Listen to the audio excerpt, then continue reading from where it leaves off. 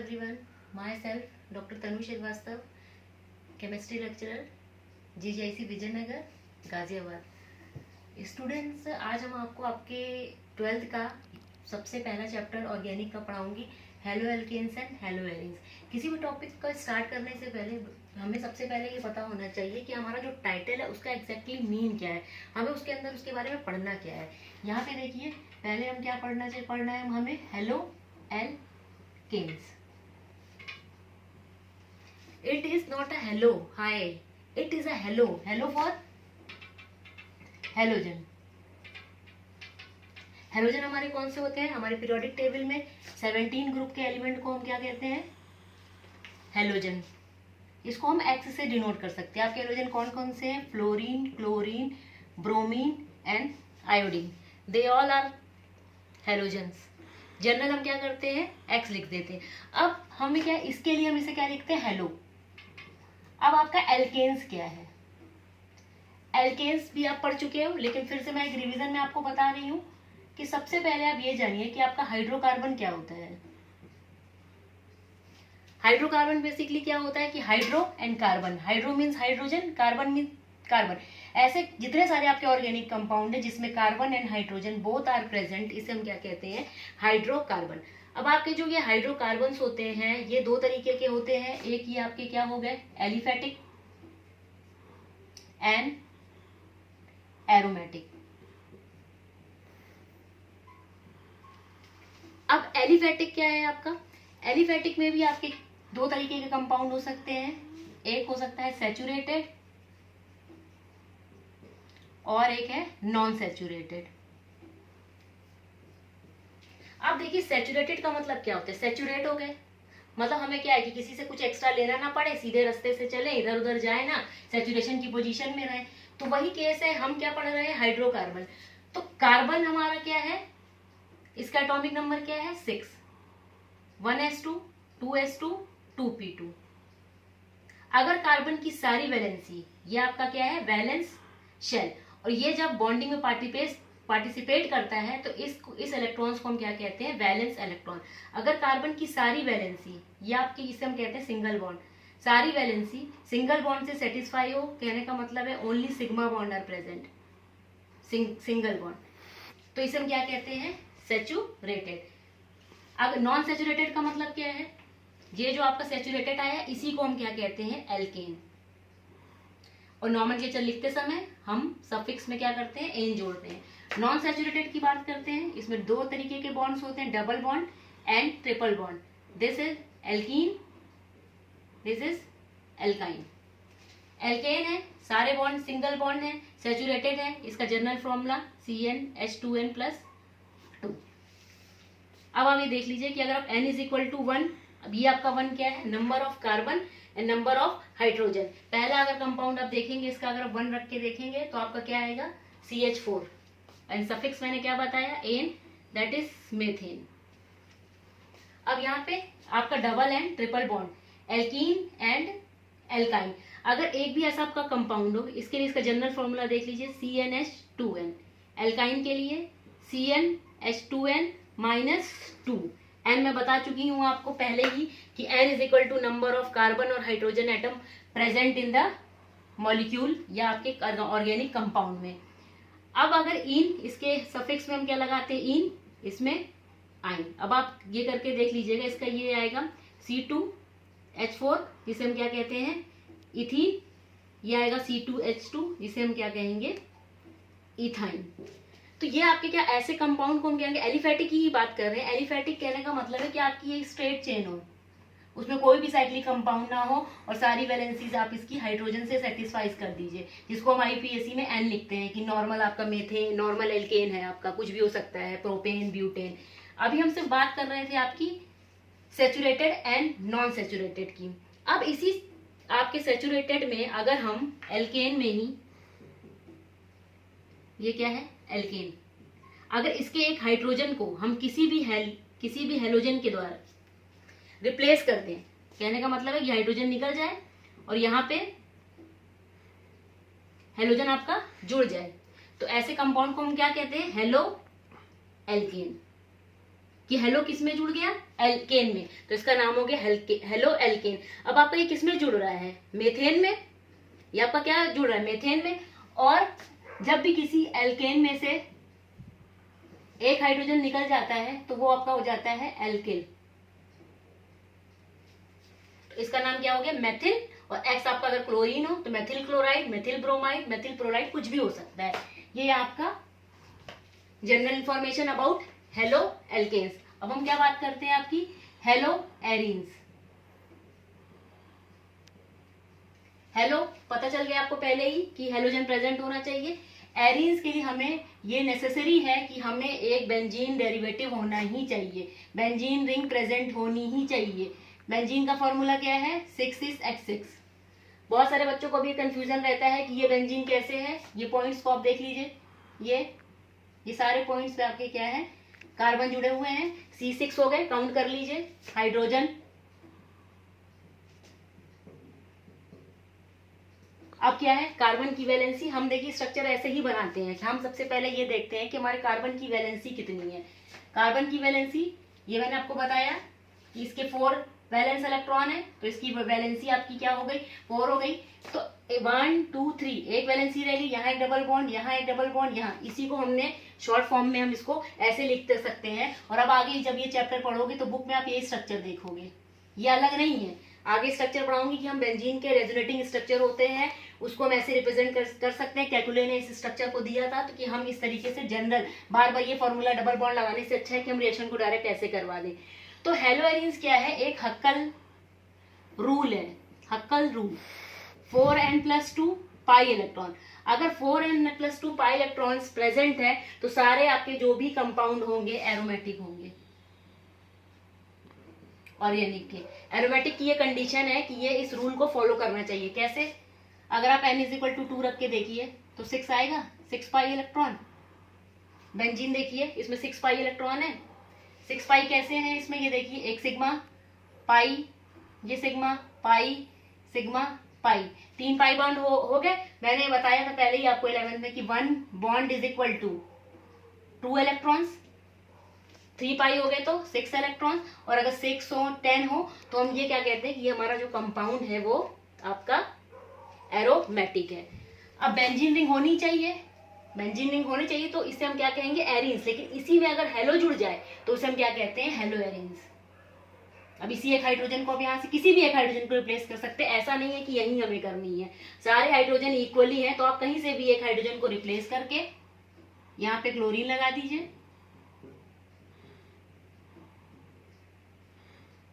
तो इसे हम क्या कहते हैं, ये आपका क्या होगा, हेलो एरीन्स। अभी आप सिर्फ एक्स लगा दीजिए यहाँ पे, क्योंकि एक्स आपका कुछ भी हो सकता है, फ्लोरीन, क्लोरीन, ब्रोमीन, आयोडीन, कुछ भी हो सकता है। अब ये तो आपको मैंने चैप्टर की डेफिनेशंस बता दी कि हेलो एल्केन्स और हेलो एरीन्स होते क्या है, एग्जैक्टली पढ़ना क्या है आपको इसके चैप्टर में। अब इसके बाद आप क्या पढ़ोगे, क्लासिफिकेशन। पहले तो हमने ये पढ़ लिया कि भैया इसका नामकरण क्या है, ये कैसे क्यों होते हैं। अब इसके बारे में हम क्लासिफिकेशन पढ़ेंगे on the basis of presence of halogen. एक प्रेजेंट है, 2 प्रेजेंट है, 3 प्रेजेंट है। अगर एक हेलोजन प्रेजेंट हो तो उसे हम क्या कहेंगे, मोनोहेलोजन एल्केन, मोनोहेलोजन। 2 है तो डाई हेलो आपका कंपाउंड हो जाएगा, डाई हेलो कंपाउंड, या डाई हेलो एल्केन कह दीजिए। 3 है तो ट्राई हेलो। अब मोनो का मतलब पता ही है आपको कि मोनो मतलब 1, डाई मतलब 2, ट्राई मतलब 3 होता है अगर सिर्फ एक ही हेलोजन प्रेजेंट हो। जैसे आपका देख लीजिए, मेथिल क्लोराइड ले लीजिए, अगर किसी भी कंपाउंड में आपके सिर्फ एक हेलोजन प्रेजेंट है तो उसे हम क्या कहेंगे, मोनो हेलोजन। और ऐसा नहीं कि ये हेलो एल्केन्स हो गया। हेलो एरीन्स की बात करेंगे हम तो उस पर भी अगर एक हेलोजन प्रेजेंट हो तो उसे भी हम कहेंगे मोनो हेलोजन। ये आपका क्या है, मेथिल क्लोराइड। आगे मैं बताऊंगी कि इसके किसी भी कंपाउंड के 2 नेम होते हैं, एक कॉमन नेम होता है और एक IUPAC नेम होता है। दोनों नाम लिखते से हमारे एक घर का नाम है और एक बाहर का नाम होता है, वैसे ही हम किसी भी कंपाउंड का कॉमन नेम और IUPAC दोनों, ये मेथिल क्लोराइड और ये आपका क्या है, बेंजिल क्लोराइड है। नेक्स्ट क्या है कि अगर 2 हेलोजन प्रेजेंट है, इसी में अगर आप 2 हेलोजन लगा दीजिए तो ये आपका क्या हो गया, डाई हेलोजन। अब हेलो एरीन की बात करिए तो ये 2 क्लोरीन आप कहीं पर भी लगा दीजिए, वो आपकी मर्जी, आपको बस नॉमेनक्लेचर करना है कि अगर 2 हेलोजन प्रेजेंट है तो वो आपका डाई हेलो हो जाएगा। इसी तरह आप अगर 3 लगा दीजिए, वैलेंसी आप देख लीजिएगा 1 2 3 होगी, तो यहाँ CH2 होगा। या हम हाइड्रोजन तो अगर हमें कार्बन पता है कि कितने प्रेजेंट होंगे, तो हाइड्रोजन तो हम अपने अकॉर्डिंग ही लगा लेते हैं कि अगर कार्बन पे देखिए किसके साथ आपका हाइड्रोजन जुड़ गया, एक ये वैलेंसी इधर से होगी, 2 कार्बन की रह गई, तो यहाँ हम CH2 कर देंगे। ये आपका क्या है, ट्राई हेलो कंपाउंड है। हेलोएरीन की बात करिए तो कहीं पे भी लगा दीजिए, ये आपका क्या हो गया, ट्राई हेलो कंपाउंड हो गया। ये इसका क्लासिफिकेशन हो गया आपका on the basis of presence of halogen. अब इसमें एक कॉन्सेप्ट आपका ये है,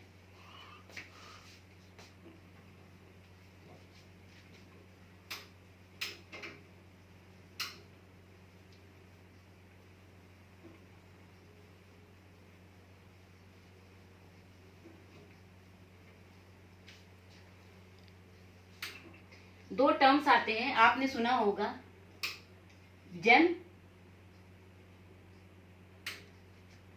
देखिए जेम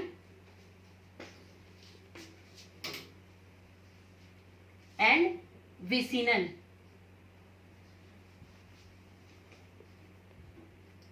विसिनल यहां देख लीजिए, विसिनल कहते हैं। अब देखिए जेम क्या है और विसिनल क्या है। जेम मतलब जेम्स मत समझ लीजिएगा, जेम्स मतलब आप जेम्स मत समझ लीजिएगा कि जेम्स होता है।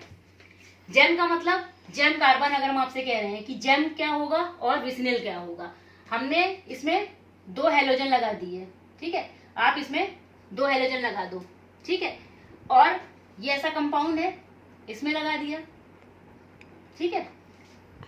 अब इसको ऐसे कर दीजिए, ठीक है, और यहाँ पे ऐसे कर दीजिए। आपको दोनों में कोई डिफरेंस लग रहा है कि कौन सा है?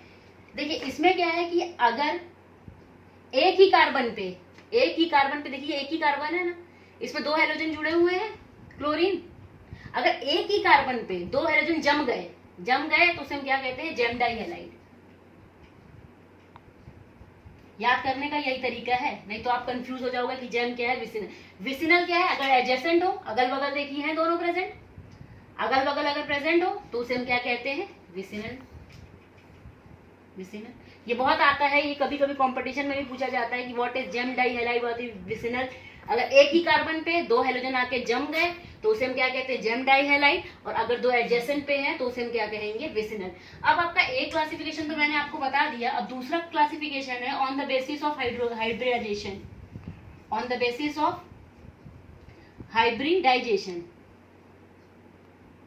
हाइब्रिडाइजेशन भी आप बच्चों आपको पता है कि जब आपके ऑर्बिटल आपस में क्या होते हैं, ओवरलैप करते हैं अपनी वैलेंसी सेटिस्फाई करने के लिए, तो इसमें 3 तरह के आपके हाइब्रिडाइजेशन होता है, एक sp3, एक sp2 और एक sp in the case of organic chemistry. आप अगर इनऑर्गेनिक पढ़ोगे तो आपका dsp2 भी होगा, dsp3 भी होगा, बहुत ऐसे कई सारे होंगे कि इसमें स्ट्रक्चर भी अलग अलग बनेगा। हम sp3 की बात करते हैं यहाँ, sp2 की और sp की बात करते हैं। इस चैप्टर में सिर्फ आपको ये दोनों पढ़ना है। अब sp3 है, sp3 के अकॉर्डिंग आपका नॉमेनक्लेचर हम देखें तो ये 3 तरीके के हम कर सकते हैं इसे, एक एल्किल हैलाइड,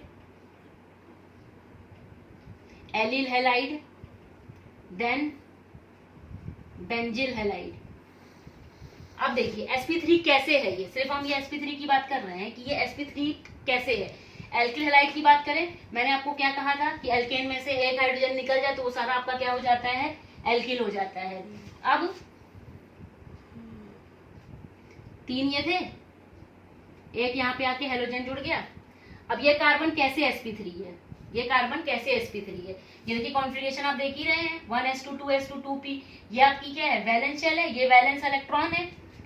हम बात करते हैं कि 2 स्टेट्स होती है, एक ग्राउंड स्टेट आपने सुन रखा होगा, एक एक्साइटेड, ये आपकी 2s है, ये आपकी क्या है 2p है, ये हमारी क्या है ग्राउंड स्टेट। मतलब हम जब कॉन्फ़िगरेशन लिख रहे हैं, इसे कोई एनर्जी मिल रही है, ये आराम से अपने ग्राउंड स्टेट पे बैठे, जैसे ही इसे एनर्जी मिलती है और ये अपने बॉन्डिंग बनाना चाहता है, एनर्जी क्यों दी जाएगी, ताकि ये बॉन्ड बनाए, तो ये एक्साइटेड स्टेट में पहुंच जाता है, जिसे हम E S से शो करते हैं। तो ये इलेक्ट्रॉन जंप करके आपका पी में चला जाता है, पी के 3 होते हैं, आपको पता ही है, P X, P Y, P Z.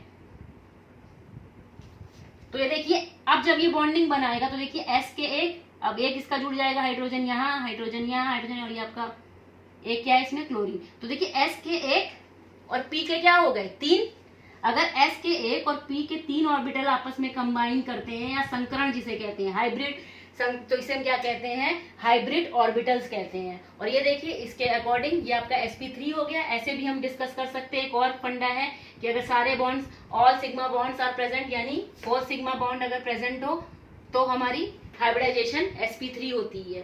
अब नाम हमें क्या, क्योंकि नोमेनक्लेचर हम कर रहे हैं, इसका क्लासिफिकेशन कर रहे हैं, alkyl halide, it is methyl chloride, methyl chloride. अब ये देखिए ये कार्बन हमारा sp3 है, इसीलिए ये sp3 के अंतर्गत ये आएगा। दूसरा आपका क्या है, allyl, allyl halide, allyl halide.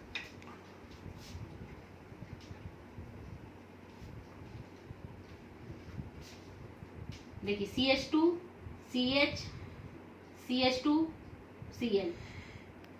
देखिए अब आप कहेंगे कि यहाँ तो डबल बॉन्ड लगा है, जब अगर एक भी पाई बॉन्ड प्रेजेंट हो तो आपका sp2 हो जाता है। लेकिन एलिल की डेफिनेशन क्या है कि sp2 कार्बन से या sp2 हाइब्रिड वाले कार्बन से जुड़ा वो कार्बन जो sp3 होता है उससे जुड़ा ये जो हमारा हैलाइड है, इसकी वजह से इसका नाम क्या होता है, एलिल हैलाइड। इस ग्रुप को हम क्या कहते हैं, एलिल, इसे कहते हैं एलिल ग्रुप। और इससे कोई हैलाइड जुड़ा हुआ तो उसे हम क्या कहते हैं, एलिल हैलाइड। और इसकी बात करेंगे हम इस कार्बन की, तो ये एक सिग्मा, दूसरा क्लोरीन के साथ है। हाइड्रोजन लिखने का मतलब ये नहीं होता है कि ये हाइड्रोजन से जुड़ा है, क्योंकि हम जब लिखते हैं तो हम ऐसे बॉन्डिंग बनाते हैं कि ये एक क्लोरीन है और ये एक हाइड्रोजन है, इधर वाली वैलेंसी इस वाले कार्बन के साथ है। और ये आपका एक पाई है, तो अगर मैंने कहा था कि sp2 हाइब्रिडाइजेशन है 3 सिग्मा और 1 पाई, और इस तरीके से आप हाइब्रिड और ऑर्बिटल से भी क्या कर सकते हैं, आप चेक कर सकते हैं कि हाइब्रिडाइजेशन क्या है। दूसरा आपका ये हो गया एलिल हैलाइड। तीसरा फिर क्या है, बेंजिल हैलाइड। ये स्टार्टिंग में आपके ऑर्गेनिक का सबसे फर्स्ट चैप्टर है। अगर आप ये नहीं जानोगे कि आपका एल्किल हैलाइड क्या है, या एलिल कार्बन भी हम इसे कहते हैं, इसके साथ कोई भी ग्रुप हो सकता है, ऐसा नहीं कि अल्कोहल हो जाए। आप जितने भी ग्रुप पढ़ोगे, एल्डिहाइड है, कोई भी ग्रुप अटैच हो सकता है, तो हमें ये पता होना चाहिए कि हमारा एलिल ग्रुप कौन सा है या एलाइलिक कार्बन कौन सा। इसे हम क्या कह सकते हैं, इसे कभी कभी पूछा जाता है कि ये कंपाउंड है, व्हाट इज एलाइलिक कार्बन, या कौन सा कार्बन एलाइलिक कार्बन है, तो आप ये करोगे नहीं, sp2 से जुड़ा हुआ ऐसा कार्बन जिसकी हाइब्रिडेशन sp3 हो उसे हम क्या कहते हैं, एलिल एलाइलिक कार्बन। अब देन आपका क्या है, बेंजिल हैलाइड। बेंजिल का मतलब क्या है, अगर हम ये सिर्फ ये हमारा बेंजीन है, अब बेंजीन में तो देखिए फिर आपके सब में डबल बॉन्ड लगा है, फिर आप कहोगे कि कहां से ये sp3 के आप बता रहे हो। हम क्या करते हैं कि sp3 कार्बन की बात करें तो बेंजीन रिंग से जुड़ा ऐसा कार्बन जिसकी हाइब्रिडाइजेशन sp3 हो, उससे जुड़ा जो हैलाइड होगा उसके बेस पे इसका नाम होता है आपका बेंजिल हैलाइड। जैसे इसको देख लीजिए, अगर एक आपने हैलाइड जोड़ दिया, यहाँ पे एक इससे हो गया, एक इससे, 2 हाइड्रोजन, ये आपका क्या हो गया, बेंजिल हैलाइड या बेंजिल क्लोराइड लिख सकते हैं आप इसे, बेंजिल क्लोराइड। ये देखिए अब sp3 वाले तीनों आपके क्या हैं, वो खत्म हो गए सारे। ये 3 ही कैटेगरी है जिसे मैंने कैटेगराइज कर लिया है। अब आपकी किसकी बारी आती है, sp2 की। sp2 की हम बात करते हैं तो पहले आपका क्या है, विनाइलिक,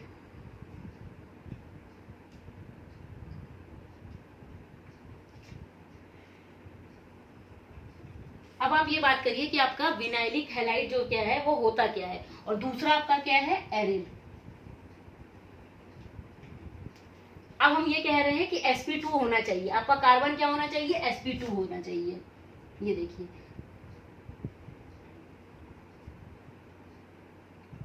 देखिए अब इस कार्बन की आप बात करोगे तो देखिए इसमें एक सिग्मा और एक पाई है, एक सिग्मा ये, एक पाई ये, और इसके साथ एक हैलोजन आप यहाँ कोई भी जोड़ दिया, एक्स कर दीजिए या क्लोरीन ही जोड़ दीजिए, तो ये sp2 कार्बन से जुड़ा हुआ हैलाइड आपका क्या कहलाएगा, विनाइलिक हैलाइड। और ऐसे कार्बन को हम क्या कहेंगे, विनाइलिक कार्बन। विनाइलिक और एलाइलिक में आप डिफरेंस देख लीजिए, कंफ्यूजन होता है, बच्चे विनाइलिक की जगह एलाइलिक लिख देते हैं, एलाइलिक की जगह क्या लिख देते हैं, विनाइलिक। यहाँ पे है कि CH2CH से जुड़ा, यानी कहने का मतलब है sp2 से जुड़ा sp3 कार्बन इज एलाइलिक, और विनाइलिक क्या है CH2CH, यानी कहने का मतलब है कि ये विनाइलिक ग्रुप है, क्योंकि इसमें हाइब्रिडाइजेशन आपकी क्या है sp2, इसे हम क्या कहते हैं विनाइलिक हैलाइड। अब हम बात करेंगे एरिल हैलाइड।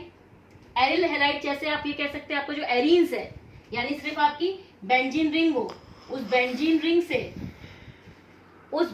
रिंग से क्या हो डायरेक्ट अगर कोई भी हेलोजन आपका जुड़ा हो, कहीं भी जोड़ दिए इस पोजीशन पे कहीं से भी, तो ये आपका क्या हो जाता है एरिल हैलाइड।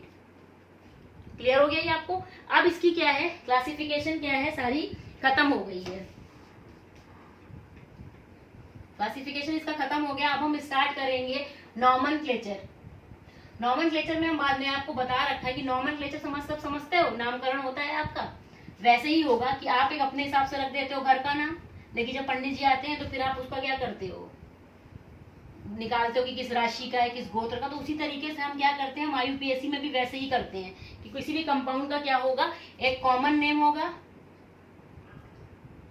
और एक क्या होगा IUPAC आपको पता ही है, international union of pure and applied chemistry, उसके अकॉर्डिंग हम किसी का भी नॉमेनक्लेचर करते हैं। जैसे कि क्या है, अगर हम इसको सिंपल कंपाउंड आपका लेते हैं, इसका हम नॉमेनक्लेचर करते हैं। अब इसका अगर हम आपसे कॉमन नेम कहते हैं, सबसे पहले तो ये आपको फिर से एक बार रिवाइज कर दे रहे हैं कि आपको पता है कि अगर एक कार्बन हो तो मेथ, 2 हो तो एथ, फिर 3 हो तो pro, but, pent, hex, hept, oct, non, dec, इस तरीके से हम लिखते हैं। अगर एक कार्बन है तो आपका क्या हो गया मेथेन, ये हुआ एल्केन, इसमें से एक हाइड्रोजन निकल गया तो देन आपका क्या हो गया मेथिल, और ये क्या है क्लोराइड है, तो ये इसका क्या नाम हो गया मेथिल क्लोराइड।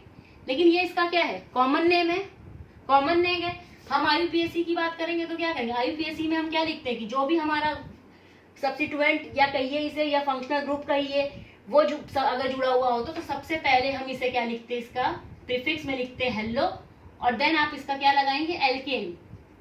तो ये अब क्या हो गया, हेलो की जगह आपका क्या है यहाँ पे क्लोरो, एल्केन की जगह एक कार्बन है मीथेन है, तो इसका नाम क्या हो गया क्लोरोमीथेन। दूसरा कंपाउंड ले लीजिए,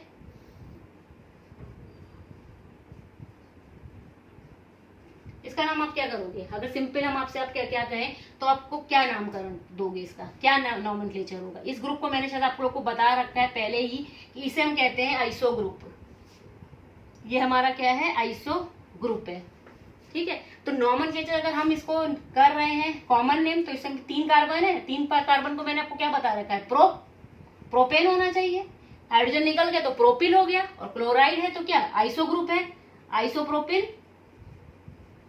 आइसोप्रोपिल क्लोराइड। लेकिन हम IUPAC की बात करें तो आप नंबरिंग कर दीजिए। ये देखिए चेन आपकी क्या है दोनों साइड से इक्वल है, तो आप 1 2 3 इस साइड से भी कर सकते हैं और इस साइड से भी कर सकते हैं, कहीं से भी आप नंबरिंग कर दीजिए। आपका जो क्लोरीन है, जो भी सब्स्टिट्यूएंट या फंक्शनल ग्रुप लगा हुआ है आपका, वो 2 पोजीशन पे ही आएगा, तो इसका 2 क्लोरो प्रोपेन जो मैंने बताया था हेलो देन एल्केन, ये हो गया इसका नाम। तो ये इसके अकॉर्डिंग अगर आप नॉमेनक्लेचर जब आप करेंगे तो आपका एक कॉमन नेम होना चाहिए और एक दूसरा क्या होना चाहिए IUPAC नेम होना चाहिए। अब क्या है कि आप इस तरीके से नॉमेनक्लेचर करके प्रैक्टिस कर लीजिएगा। बहुत सारे इसके कंपाउंड हैं, बस हम उसके अकॉर्डिंग नॉमेनक्लेचर करते हैं कि जैसे ही हमारे कार्बन की चेन होगी